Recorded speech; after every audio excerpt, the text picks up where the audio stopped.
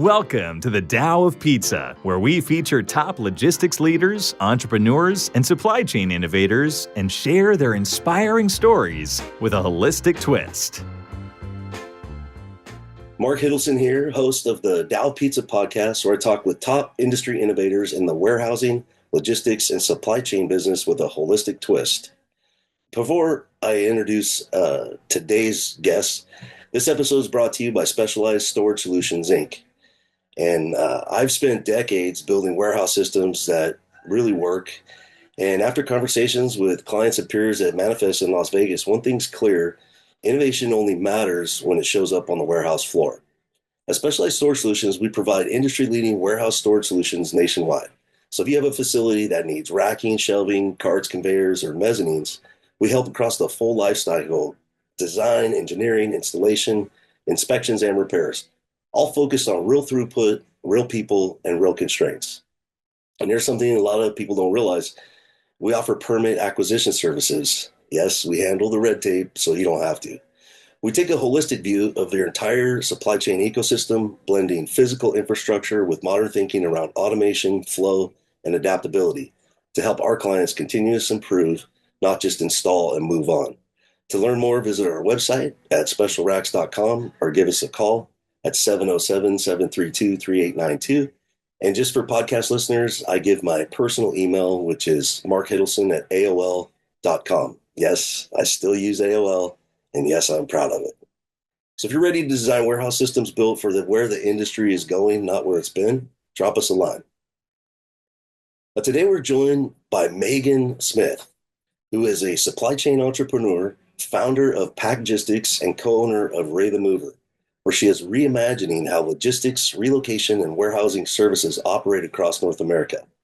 With a master's degree in supply chain management from Michigan State University, she spent nearly 20 years as CEO of Symbia Logistics and is widely regarded as one of the top women in supply chain, known for building high-growth companies, cultivating power industry networks, and bringing bold ideas to an industry that rarely sees spitfire leadership.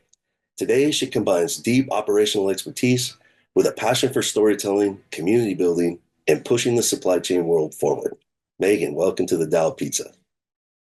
Hey, Mark, thank you so much. Wow, that's an awesome introduction.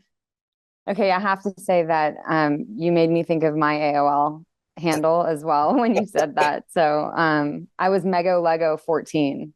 So, the 14 was how old I was when that was my first email address. So yeah, I don't think it's still active, but I do think that someone in my family still has an AOL account. So that's awesome. Well, I've signed up for so many newsletters over the years, and I get so many emails on AOL, but they were mixed in with business. But I had all these business contacts. Over 30 years, they have all these people that have AOL. So at some point, I had to move it to Market Special Racks, and I had Market Special Racks for probably 5 or 6 years before I really said, okay, I'm going to start using this. And it was nice. Well, I feel like you're going to be one of those, people are going to, suddenly it's going to be cool to be like an AOL user, and everyone's going to want your account or something, be like, hey, can I have your handle? Like, I can't get an AOL account anymore. But no, even hearing about, everything that you do too, there's so many synergies between our companies and our journeys. So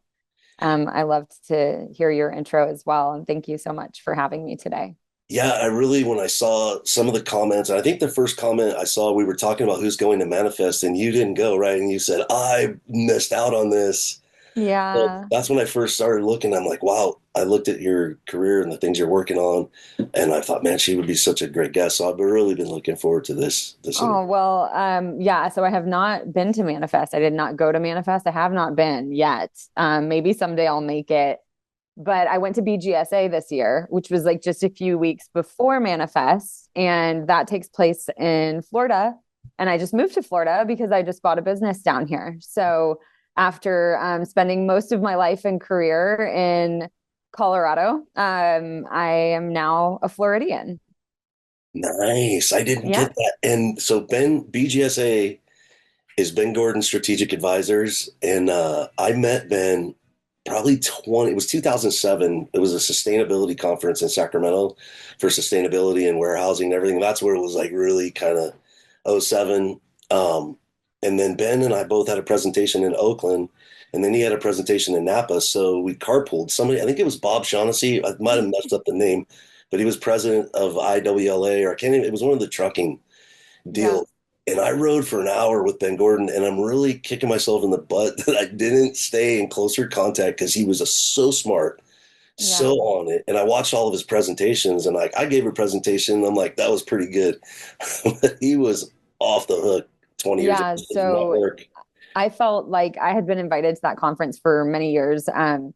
He goes way back with some of my family members. And so I had been invited, and it was just kind of far away. And I have young kids, just the timing was never right. So this year I was like, I think I'm going to go all in and I'm going to go be GSA and I'm going to forego manifest. And I do a lot of work with CSCMP just as a volunteer. And I kind of signed on for, I told myself I'm going to do a 2-year tenureship. And so I'm trying to be honored and true to that. And this will be my second Edge conference that I'm a co-track chair. So I'm curating the distribution and fulfillment track this year again. Awesome. Keep me posted on that. I've always been involved in work, Warehousing Education and Research Council, Yep. and I was on the board, the local council. It's funny, my LinkedIn thing says president of work, and a lot of people think I was president of actual work, but it's president of the local Of the council. local, uh-huh. But still, we did 4 tours a year for probably 10 years. I was involved with that and going to the national conference. But I'm looking for a new home. CSCMP still does roundtables in the Bay Area. There's in San Francisco has a really Yeah. strong roundtable. Actually, I met the president of the roundtable at the BGSA conference. And he's awesome. So there's a lot going on up there. They have a thriving roundtable. It's just, that's such a great market. But then also it's like with all of the tech emerging and all of the new conversations happening around, just kind of this new supply chain that we're facing, not just with AI, but like the convergence of sort of digital and physical, supply chains. I just feel like there's a lot of really interesting conversations happening at that roundtable up there for sure. I am a big advocate of the Warehouse Education Resource Council as well. I'm a third generation member, so I'm not currently a member, but I was in my previous post, and so my grandfather was one of their original kind of founding, members. And so, yeah, I spent quite a bit of time there in my last position when I was with Symbia. And after I left Symbia, I just sort of was like, I don't know where it fits yet, but I'll figure it out. I talked to Michael McKitka about 6 months ago just about getting involved in stuff. But I know that their annual conference is coming up in Jacksonville as It well. is. It's May 15th through 20th, and I'll turn myself in. I presented I've always, one of my friends who's a 3PL or contract warehouse is kind of a better way to put it. They have multiple warehouses, cold storage. We've always said we should do a talk because we've found like a lot of the best information is either at the bar or the pool. Right. And, podcasting was something I was kind of a late adopter. I had a coach that I was working with like probably 7 years ago, and he recommended I watch his podcast. And I'm like, look, I don't watch podcasts. I don't have Yeah. time for this stuff.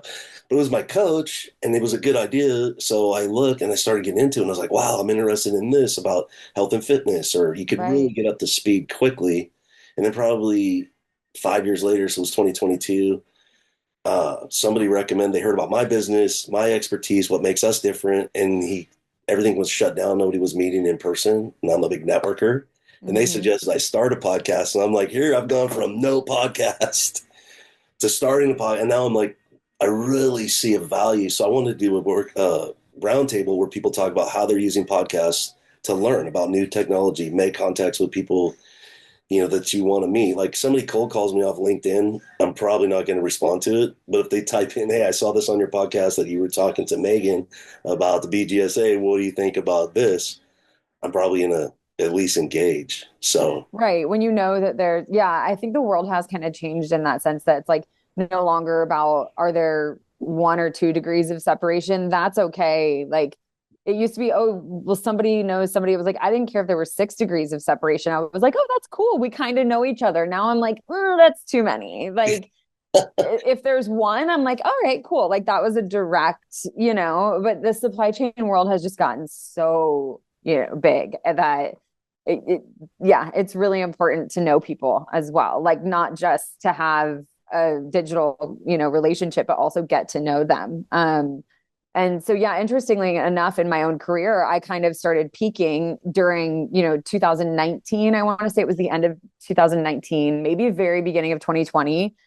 They came out with a list that they put the top 5 coolest women in supply chain. And I was one of them. And I already had 2 kids. And so I was like, oh, yeah, like this is never going to die. Like I am always going to be cool somewhere now, like that's for sure. So if they're ever like, oh no, you're not cool, I'm like, actually, you don't know this, but somewhere in the depths of the archives is a list that I made about, being top 5 coolest women in supply chain. But it was really exciting. It was an amazing time. I was coming off the heels of having made, the Inc. 5000 list. I was number 68 overall, and we were number 3 in the supply chain category, and we were number 1 in the state of Colorado. So it was a very exciting time to be on the list, really before supply chain kind of popped off as well. And so, yeah, that all led up into sort of, the COVID pandemic and everything. I was supposed to have been one of the keynote speakers of ProMat that year. That got canceled. So we had to film it beforehand, and then we had to deliver it pre-recorded, and then we were all live, like answering questions on the chat and stuff. It was just totally different than anything that I was expecting. And I just kind of was like, I need to take a break from all this, focus on my kids and my family. And that's sort of what prompted me to start thinking about things differently and like seeing the world differently. The 3PL world started just getting very saturated, a lot of private equity money and people coming into the space. Like I said, a lot of newcomers and a lot of new competition, a lot of people fighting for scraps. And I was just like, I don't want to play this game. Like, this is not what I signed up for. Originally, before that, I had been working in a more dedicated environment with a larger client, and we had many warehouses that we were managing for them. And so it just felt a little bit more linear, structured, one client, many moving parts, but we were all kind of on the same page. Whereas then when we went into this multi-client environment, especially during COVID, all of the rules changed, not just the game. So help me with the lingo, because one of the things, I've been doing this for 30 years and you always hear an acronym or something that you hear. How do you describe running multiple facilities for a client? Would that be 4PL, single contract warehouse? Like what type of client relationship is that if you were having a conversation? Well, multiple facilities for one client. I mean, we always called it dedicated warehouse. Dedicated warehousing, dedicated facilities. That was a dedicated, like if we were mixed use, then it was a mixed clients. Like we would have one space with mixed use client warehousing. Because we've only done a few of those. I can't even remember it might have been NFI. It was one of the big 3PLs that was doing contract warehousing for Clorox. That was actually, I was telling you before the call, the project manager that was a real stickler that got me working at home in 2002. Yeah. And I was nervous about it. I worked at home since 1997. And it really went soon. I graduated from college and started, because my boss, I was in sales and sales engineering, and he goes, "We don't want you in the office." He's like, you're not going to be selling if you're here. And there's like water cooler conversations. Exactly, right? That's my whole thing, is like, I'm not very productive in the office. I'm not. Everybody wants to talk. And it's like, I mean, it's great. That's what I'm good at, but because you have the energy, you have the things. Yeah, but I need to be like doing things too. Yeah. No, so to answer your question, I mean, like we would definitely, obviously that's contract work, but like we would have called that dedicated because it was just one client. Multi-client would have been any other environment. So we went from having just dedicated facilities to then having also multi-client facilities that were essentially just like greenfields, nothing inside of them, no clients. And then we're going out and filling them with multiple different clients who have multiple different needs, who maybe even are from completely different, parts of the supply chain. Maybe one's like more of a healthcare and the other one's more beauty. And it's like they have similarities and commonalities in terms of their actual needs of fulfillment, but their customer expectations, their, maybe the regulations in their industry or whatever it is that made them unique. We were looking for those kind of like white glove sort of clients that needed that extra care from a 3PL. Yeah. And some people specialize, like one of my best clients, they specialize if people want to sell into Costco, they can go Yep. through their routes because they have all the Costco or Walmart. And so all those Yep. companies have strict protocols. So like you said, it's kind of a white glove because you have to know the process. So you can do a lot of, everything from healthcare, food, but then a lot of their businesses ingredients because it's food grade warehousing. They've got all those certifications. So you've got, then there might So even be yeah, construction. we also were doing SQF. We had organic. We had multiple different certifications to work with those food grade clients. And, we also had retail compliance, which is what you're talking about. So the retail compliance for all of these retailers is different. It's also different depending on the type of product. So we had retail compliance built out also in our, and again, I mean, retail compliance is very different than the final end user customer compliance, right? So like if you're doing fulfillment by Amazon or if you're doing anything direct to consumer, that customer experience is very different from the customer experience when you're going direct to the retailer, Yeah. and so we were doing that for many clients as well, where we're sending it directly to the consumer because they're buying it off their website or their Amazon store, wherever it is they're buying it from. But then they're also selling to Target. They're also selling to Costco, whatever that retail mix is.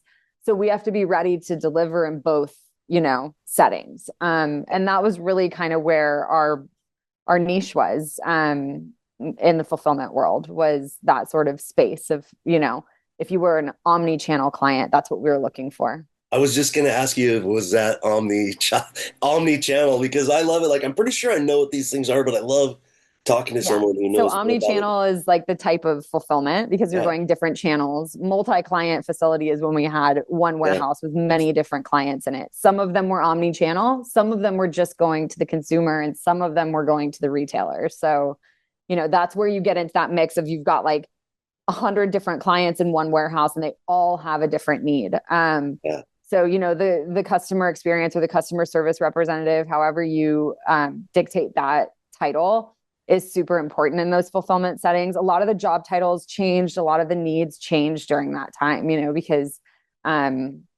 because of the customer, the end user, whether it was the retailer or, the person at home. Yeah. So I got so many questions about it. I want to start. How did you choose? Like, I'm starting to learn if your family was involved in logistics. How did you choose uh, that as your major in school? And then how did you translate that into, how did you get to be CEO of Symbia? It must have been fast because you look super young. It's like me. I've been doing Um, this for 30 years because I started right out of kindergarten, right? um, well, it maybe looks fast, but it felt long. Yeah. So let's see, I started my undergraduate journey. Well, I went to an all girls Catholic high school. And I would say like in that environment, I kind of cut my teeth on the idea of, being a pioneer, being a woman who, whether you were an artist or you had an interest in business. There were a lot of women who went into service, but it was pretty competitive to get into that school. So we all were pretty compelled to go do something with ourselves in the world. So I would say that kind of laid a foundation for me. Going into university, I went to a school called St. Mary's College of California. Um, Moraga. Yep. So I lived in Moraga for 2 years. I originally was there to play lacrosse, and I was a great athlete. I fought really hard to play a lot of different sports growing up. I was a swimmer, and I transitioned from very competitive swimming into kind of like, now I have time to do whatever I want. And I started playing lacrosse. So going into college, I played lacrosse. I didn't last long. I decided like I had never focused on school, and I was always very smart, but like never had the time because I was either I was singing a lot growing up, or I was playing a sport. And so I was like, I think it's time for me to dedicate my time on like my academics. So my sophomore year, I really started taking academics more seriously. I went from being like an average student to if I got anything less than an A, I was like, nope, I'm going to fight for my grade. I'm coming in. And at that point, I'm one of six, and I had sisters who were much younger than me, and I really missed my family. I was the oldest girl. And so I'm like, I just miss Colorado. I want to go home. So I transferred to the University of Denver. And it was probably one of the better decisions I made from a professional perspective. It was a really nice program. I was at that time required to have a laptop, which I was not anywhere else and so I was like, wow, this is really progressive. Like I was always kind of one of the only people with a laptop or able to kind of, maneuver technology at that point. This is like 2004. And so I was very impressed with the program, the school.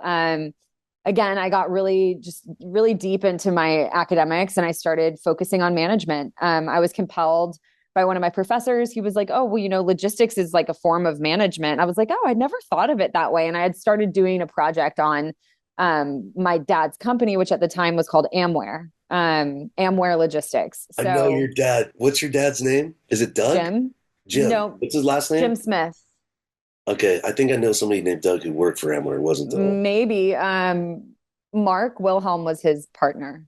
Okay. Yeah, I met them at work conferences. I remember Amware. Sorry, I interrupted you with the Amware. No, you're good. I know Amware. That's a work legend. Yep. Yeah. Yes. Okay. So my dad is Jim Smith. So he was the co-owner of Amware as when I was growing up. And now I blacked out the rest of the story. Oh, I'm sorry. I'm a terrible host. You just got all excited. That's You were okay. doing a report because Oh yeah. So I was doing a report on Amware, and I was interviewing a gentleman named Barry Leff, who worked for him at the time. I know Barry. And That's why I he's know with JB Amware. Hunt. He's with JB Hunt now. So I'm interviewing Barry Leff, and I like go to turn the project in, and my professor's like, your dad's business is pretty cool. Like if you want, and I was a transfer student and I hadn't really hung my hat like any, I was just general business. And he's like, if you want, I'll sponsor you in the management major and like I'll be your academic advisor if you don't have one. And I was like, I sure don't have one. They didn't assign me anybody. So like if you're willing to do it. And so that's kind of how I fell into just the world of management and logistics. I then went into being just an entrepreneur in general, and I started out in retail. I had a couple of stores in Denver. I wrote the business plans in my undergraduate program alongside this same professor. I took just about every course that I could from him. Like if I was allowed to, I was like, yes, I will take it with Professor Lewis.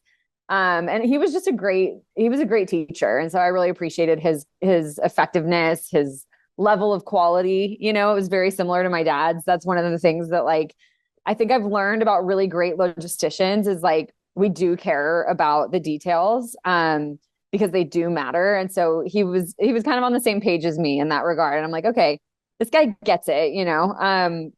So yeah, from there, I had my own businesses. I was on this entrepreneurial path.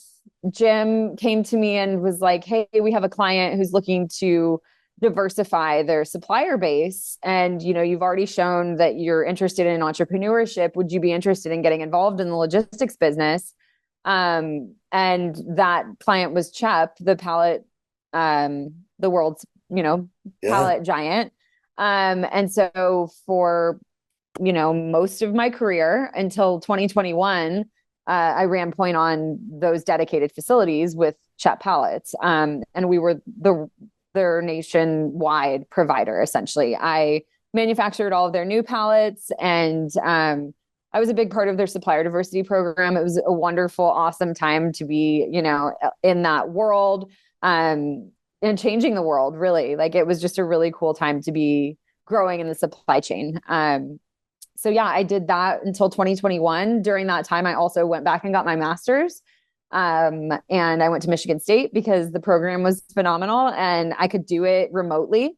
So I'm a mom, I have kids, and I wanted to do something that was going to get me a master's. I wanted to continue networking. And I wanted like a new avenue that I could continue learning. We kind of talked about that. It's funny you said that in the beginning. Like I'm a life learner. So that was sort of what took me back to school. And from there, we sold the CHEP business to the previous president of our company, which was called Symbia. So we changed names from Amware to Symbia, Symbia.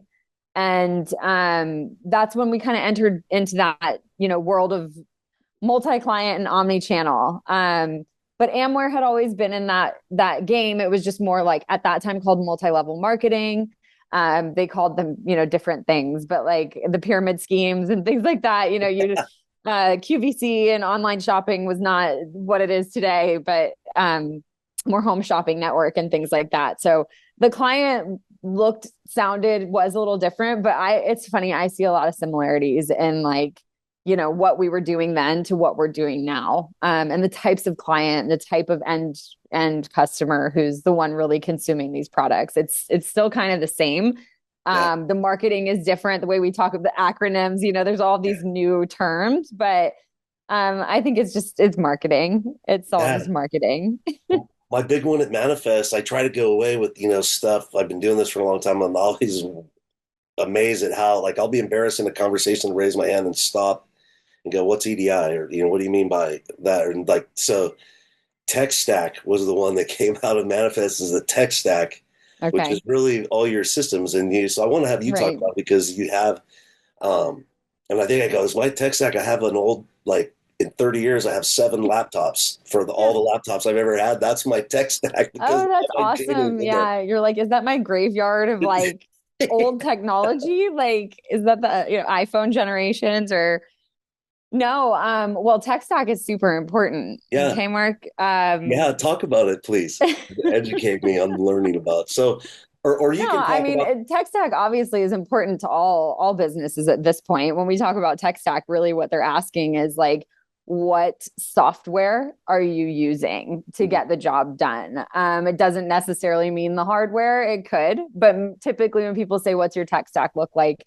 They're asking, what's your WMS, warehouse management software? What's your TMS, your transportation? What's your OMS, your operation? So they're more asking, hey, what technology in terms of a software are you stacking on top of each other? And integrating, with all of these fancy acronyms, how are they working together? And that's your tech stack. So, again, I dropped a lot of those acronyms already, but some of the most important ones that we're dealing with are also just evolving, right? And I'm seeing some of the newer, I would say, additions that I'm seeing to the stack are more along the lines of procurement. I'm seeing a lot of new procurement technology coming out where people are integrating with the procurement process. And so you can start to, order things more just in time, and the AI can start to layer into your operation, your OMS, your WMS, all of these other, parts of your stack. So now you've got a procurement part as well that's saying, hey, let's order this. Let's get rid of this. The price just went up. The price just went down. So it's doing all that work in the background.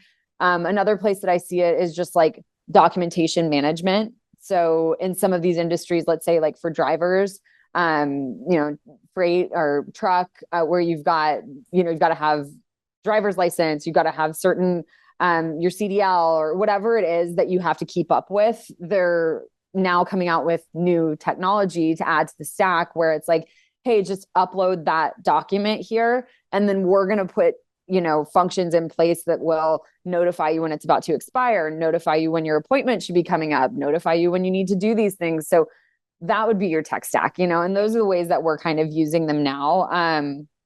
It depends on what part of the supply chain you're in terms of which ones you're going to use. So share a little bit about the evolution of your industry and kind of how what did you learn at Symbia that related into your success in founding PACKgistics? Like, what were the trends you saw or things you learned?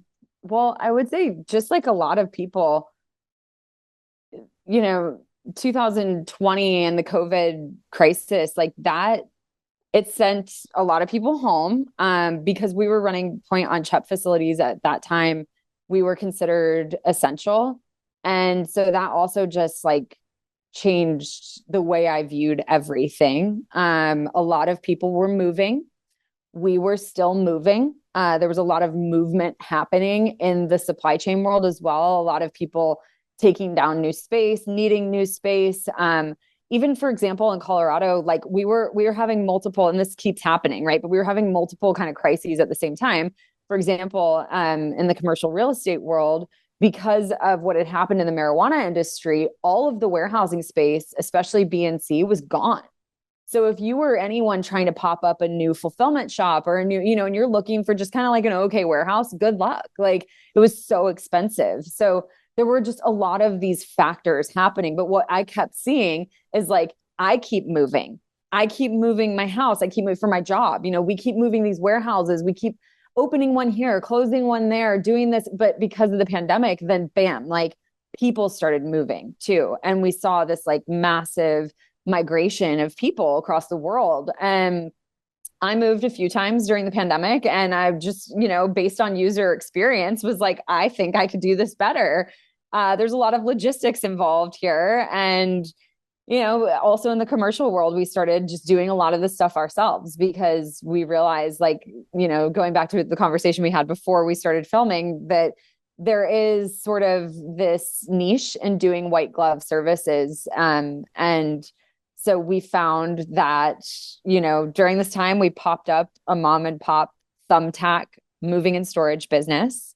My husband and I did. And this is really random, but everyone was at home, right? Everyone was just at home. Okay. And he has a big family as well. And his younger brother and his cousin were kind of out of school. They were in college, but like nothing was happening. And they were working for a moving company. And they were like, you guys, we're making pretty good money doing this. Like, if you guys want to help us set up the business side, then we'll just do the moves, And so we were living in Georgia, but they were living in Florida doing all of the actual work. And so we were running point in Georgia. And essentially that's how we learned all about the moving industry.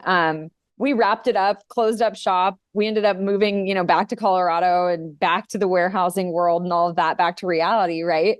And then we quickly realized, like, hang on a minute. There's a lot of opportunity here, just like there was in 3PL, 5 years ago. There's a lot of antiquated systems, a lot of older equipment that could be reused, updated, renovated, or, maybe scrapped. And so, we're seeing a lot of this like paper to pen type processes that we're saying, hey, we should change that.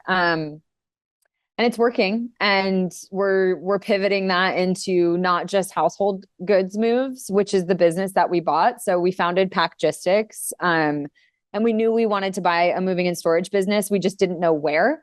We kind of knew what, but we didn't know where we were going to end up. And we found Ray the Mover, and we love the Naples market. It's kind of a white glove market from a household goods perspective, but we're also really close to a lot of the ports, and this area is growing. So there's a need, a lot of hotel installations and stadium installations that we've been doing, and just kind of cutting our teeth and like getting to know that side of the commercial business, while also saying, hey, like, we really want to get into, 3PL warehouse moves. So that's where we see our future. Share a little bit about that, because that's our business. And why I read something of your pre-interview questionnaire was amazing. You want to bring the same level of standard to, at least the way I understood it, to that type of move, to a racky move or conveyor, or like a full facility move. Yeah. To bring a higher level of execution. I love that. I was all excited. Like, yeah. I mean, I think essentially, like, we kind of, as operators, right? Like we were the customer in that experience, right? And what we're seeing is like, oh my gosh, okay, we are making promises, I'm saying to my client, guess what? We're going to move into this nice, bright, shiny warehouse. It's going to be bigger, better.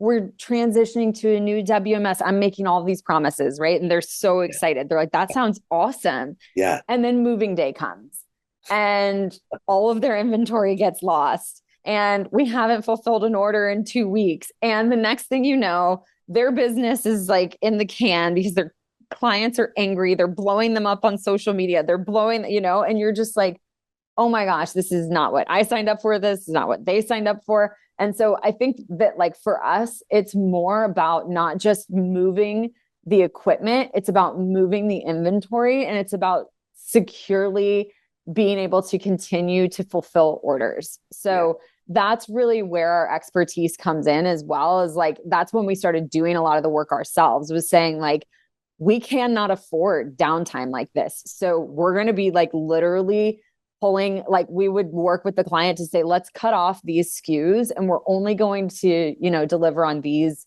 top performing SKUs for the next 2 weeks. And we'd pull the inventory, and make sure that it was in the forefront, just doing things a little bit smarter so that it's more end to end and less, hey, we've got to tear this down, put it up. It's more, what does this look like from a holistic perspective, especially when you're doing these multi-client facilities. So that was the impetus. Creating transparency, creating more of a fluid environment where the client doesn't even really know that you're moving. Why would they have to, And that's kind of the idea, is being able to pop up and then shut down, and pop up and shut down quickly.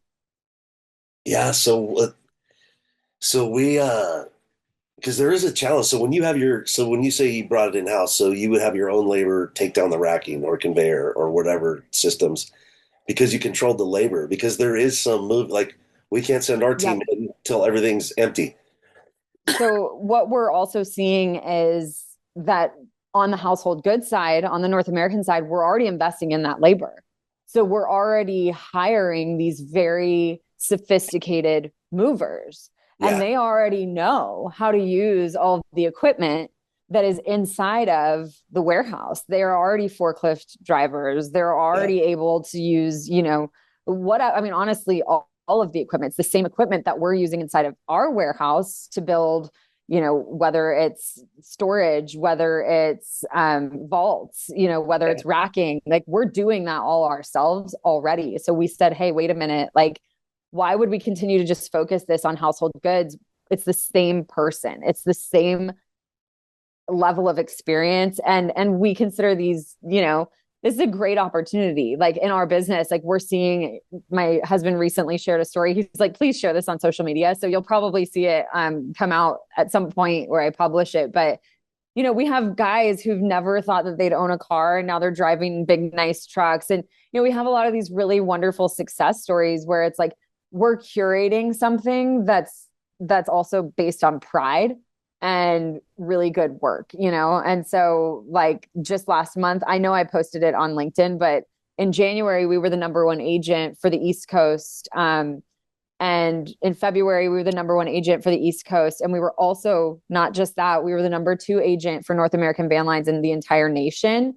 And I mean, we're competing against some really big companies. So we are like the tiny little David against Goliath right now. We're very well aware of that, but we also know that we're like bringing a lot of energy and, fire and new ideas to an industry that's kind of antiquated. So are you willing to share some of the things you're doing to modernize at PACKgistics?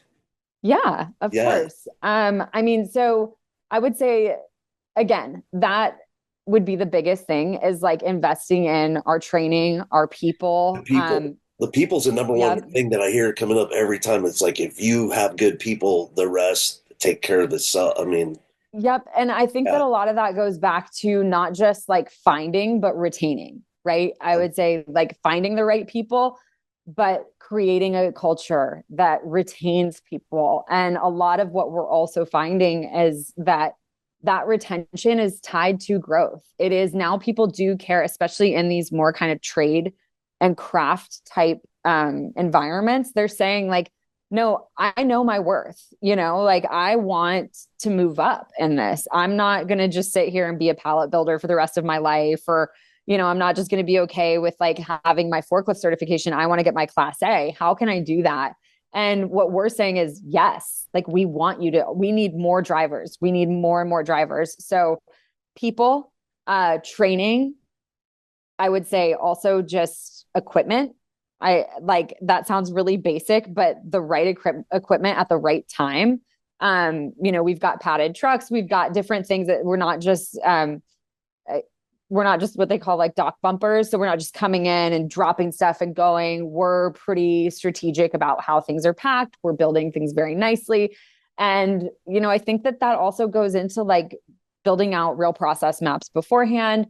And some of the stuff that we're doing really isn't like novel, but it's actually doing it. And again, viewing it from more of like an end-to-end process instead of just looking at this from one siloed process to the next of a move. We're saying, hey, like this is end-to-end. How can we fix this? Right. So people, equipment, and then I would say technology. Okay. So Yeah. we People, bought a processes, 45, technology. yeah, Yeah. we bought a 45-year-old business. It came with people, it came with some equipment, and it came with some really old technology, right? And I mean, as you know and can imagine, the North American Van Lines brand in general is pretty old. The CRST brand in general is pretty old. Some of the agencies, we're a 45-year agency, which I mean, that's a pretty great tenureship, but some of them are 100 plus, you know? Yeah. And so that's amazing because what that means is that something they're doing is really right. And that's service, it's quality, it's all of those things that we just talked about. But where we see the opportunity is that technology, it's that tech stack piece. It's not just, I would say in this instance, deploying the right technology. It could even be creating the right technology. There's a lot of opportunity for, you know, better technology still in this space. So what part of your tech stack are you working on? Like, what's your focus right now? Honestly, our really big main focus has been customer facing. So it's been, you know, creating more AI agents to be able to respond to inbound leads, current clients, reaching out to clients that we've already done. You know, we've already done a quote on their house. They've already let us in their home, but we haven't heard back from them, and kind of pitting the AI agents on those people just to keep following up and making sure, you know, not in a bad way, but making sure that they're okay, they're taken care of, and that we're doing everything that we can to make sure that, you know, their experience is the best. And then I would say just even functionally, like outside of the glitz and glamour, just being able to track leads, that's been really important. We're also, you know, we're doing a lot of local lead hunting. And so putting a process together that's not just kind of like out of the box, but something that's really custom, and attaching AI to a lot of those processes that maybe people haven't before, not just in the communication side, but also in the side of like finding people who are selling their homes, finding people who are, you know, going to be moving warehouses soon, working with realtors, and doing a lot of that digitally. So those are really the places that we're kind of improving the business, I would say.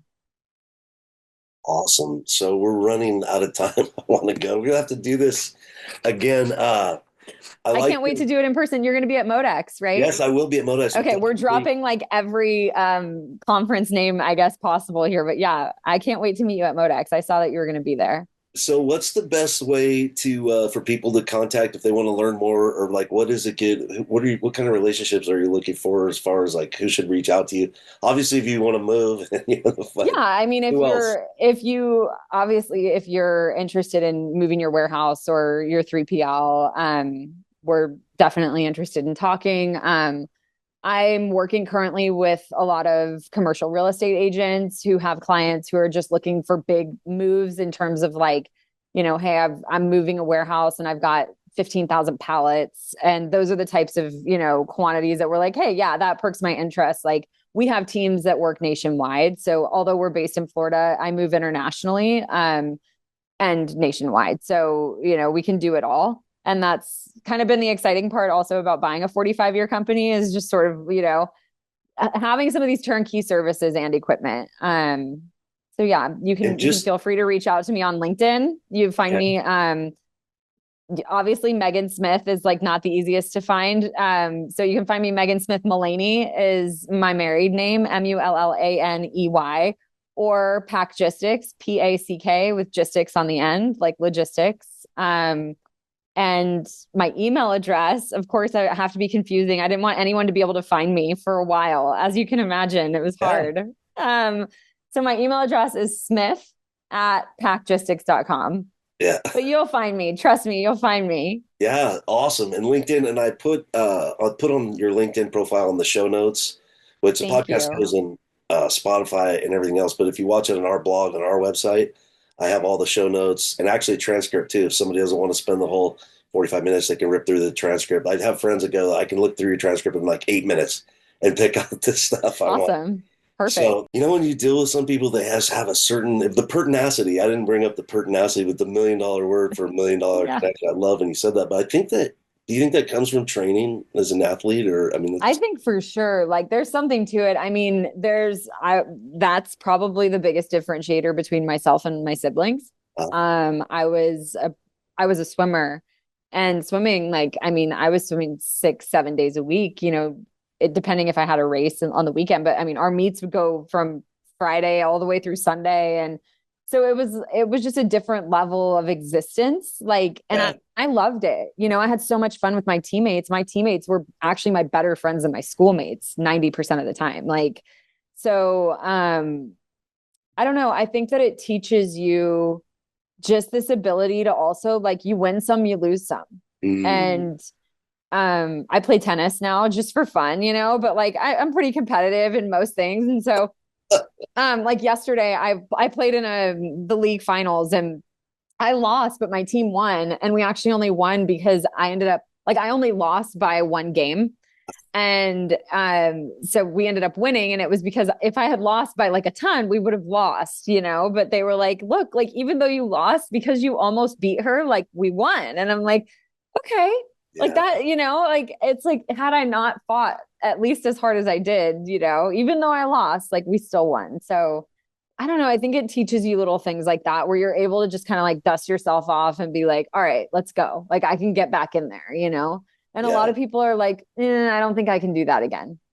Or even, I posted something recently that, like, conflict, like, there's sports, if you have teammates, like the good teammates I had, you call people out in practice. And so, like, when I was in the 80s, it was a little rougher than it is now, but it's like people holding each other accountable, but then know that person has your back. And like, that's, where you can get in someone's face, and then you go afterwards, you shake hands, you're like, look, I get it. Or, But, my dad would get pissed off at me because, like, my best races were the relay races. And, like, I was a great swimmer, especially I kind of, like, peaked at a young age because I'm not tall. Like, when you meet me, you'll be like, oh, my God, I'm like 5'4". No, I thought you were like 6 feet tall. No. I had no business. I had no business at all swimming. Like, after I got, that's why I started playing lacrosse, because I was, like, small and wily and I could run around people.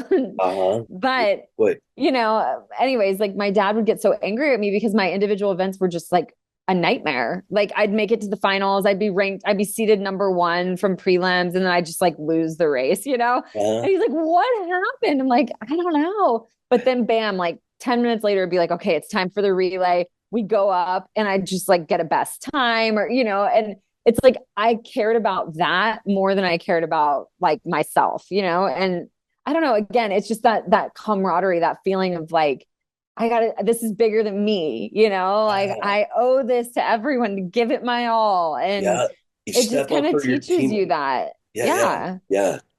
You hold yourself in school, you don't really feel that way. You're like, oh, another group project, know? But in sports, it's like, I earned this spot on this team or this relay or the starting lineup, or like whatever sport you play, you're kind of like, you get a ranking. And it's like, I don't know, my siblings just never pushed through either, just kind of quit or like, and I'm like, guys, what's going on? Like, show some passion. But I also I never played any instruments, but I sang a lot. I was a singer. So I don't know. I just think level of expectation. Yeah, exactly. Yeah. Anything where you have to practice. So I wrote a book. I'm going to send you a copy of it because I think I saw that. Congratulations. Yeah, thank you. I published it in July. I've worked on it. It was a project I said, I've been working on this for 8 years, and I was saying that for 2 years. So I think it was like 10 years. Oh my gosh, I believe it. And I wanted it to be perfect. I struggle a little bit with perfectionism. It's like, this has to be anything, but I think it's pretty good. It's not for everybody, but for kick-ass people like you, I think you get a lot.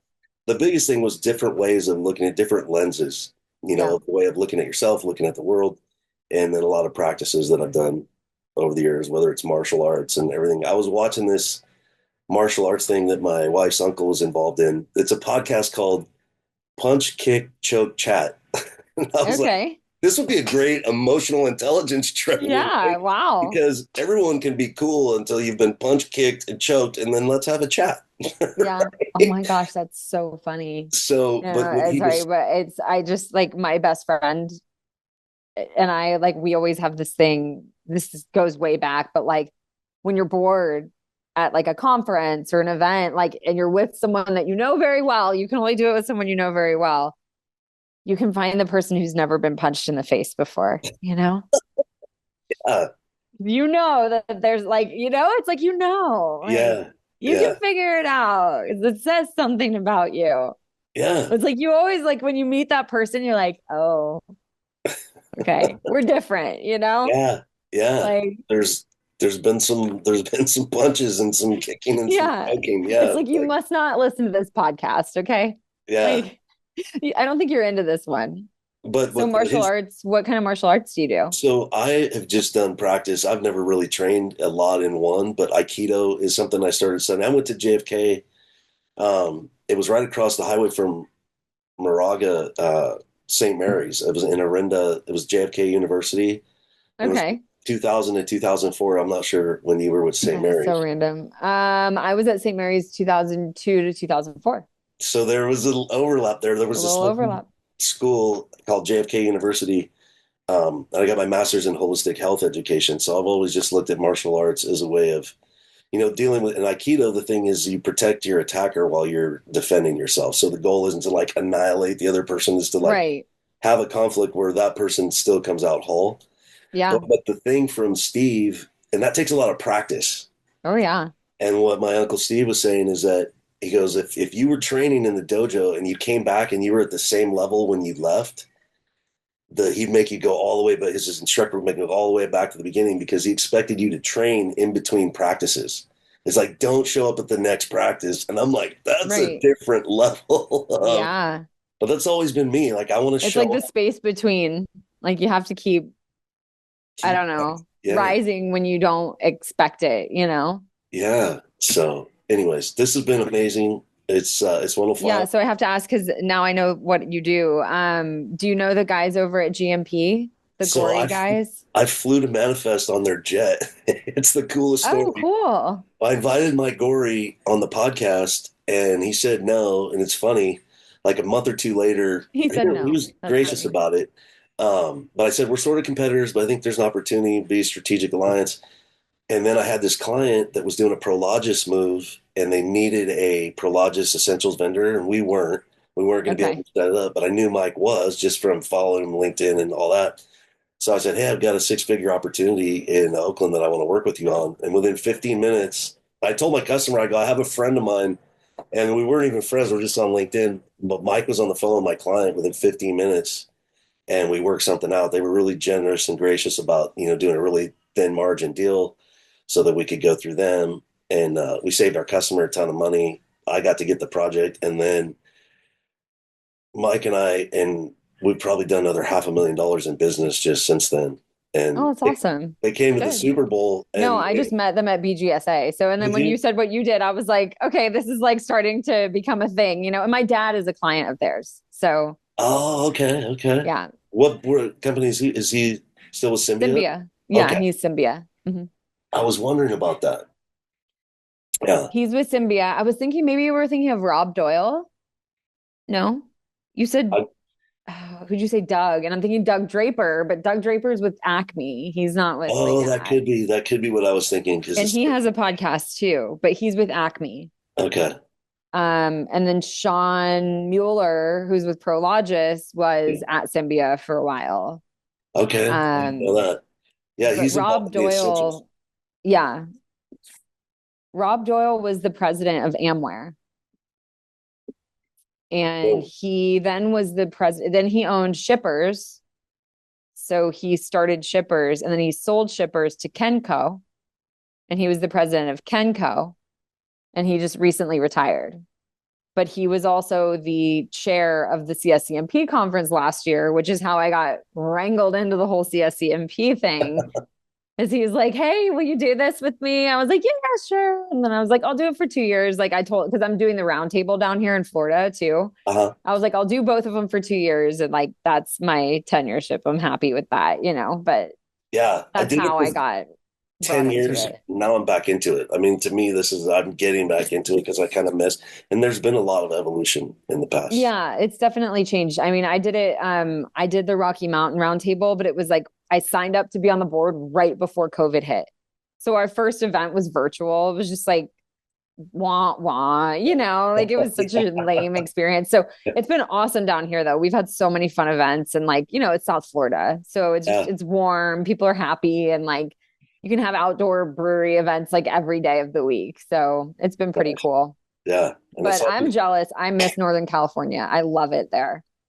Yeah. Well, if you're ever here, let me know, especially Thank you. business, but personal or whatever. I mean, I'm right in downtown Napa. Of course, I still have friends that live up there in the city. So yeah, I just need an excuse to come. I'll just have to figure something out, This has been an absolute pleasure. Thank you so much for joining me. I learned a lot before we even hit record. So thank you so much. Oh my gosh. Well, thank you. I learned a lot too, honestly. Like you were giving your intro and I was like, oh, we need to talk more, and you were doing your spiel. I'm like, okay, tell me more, Mark. Like, so yeah, I can't wait to see you in person in Atlanta at the very least. But I look forward to continuing the conversation at some point. Awesome. Thank you very much. Thanks, Mark. Thanks for listening to the Tao of Pizza podcast. We'll see you again next time, and be sure to click subscribe to get future episodes.